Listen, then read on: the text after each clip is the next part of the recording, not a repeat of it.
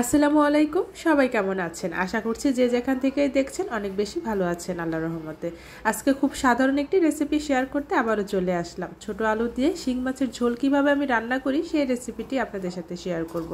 সেজন্য চুলায় একটি কড়াই বসিয়ে পরিমাণ মতো তেল দিয়ে পেঁয়াজ কুচি আর কাঁচামরিচ ফালি দিয়ে একটুখানি ভেজে নেব।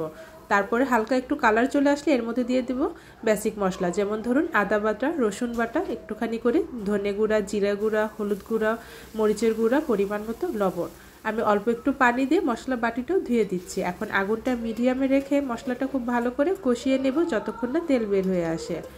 মশলা থেকে তেল বের হয়ে এসেছে। এখন আমি এর মধ্যে দিয়ে দিচ্ছি আগে থেকে কেটে ধুয়ে পরিষ্কার করে রাখা শিং মাছগুলো। তারপরে আবার মাছটাকে একটু কষিয়ে নেব। আগুনটা এ পর্যায়েও মিডিয়ামে রাখবো। আগের দিনের নানি দাদিকে দেখতাম নতুন মায়েদের এবং অসুস্থ ব্যক্তি তাদেরকে এই শিং মাছের ঝোল রান্না করে খাওয়াতো। এটা নাকি শরীরের জন্য খুব উপকারী। যাই হোক, মাছটা কষাতে কষাতে এদিকে আমি কিন্তু আলুগুলো ছিলে নিয়েছি। এখানে আমি ছোট ছোট আলু নিয়ে সেগুলো সিদ্ধ করে তারপরে ছিলে নিয়েছি। এখন এই মাছের সাথে দিয়ে কিছুক্ষণ কষিয়ে নেব। খুব বেশি সময় ধরে কষাতে হবে না, অল্প একটু মশলার সাথে নেড়েচেড়ে কষিয়ে নিলেই হবে।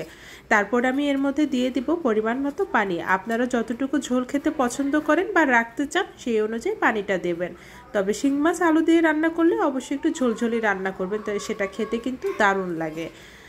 এখন আমি আগুনটা একদম হাইতে রাখবো, তারপরে কিছুক্ষণ রান্না করে নেব। আলু যেহেতু সেদ্ধ করা আর মাছ সেদ্ধ হতেও তো তেমন বেশি সময় লাগে না, তাই খুব বেশি সময় লাগবে না আমার আজকের এই রান্না করতে। আলু দিয়ে শিং মাছের এই ঝোলের তরকারিটা খেতে কিন্তু দারুণ লাগে।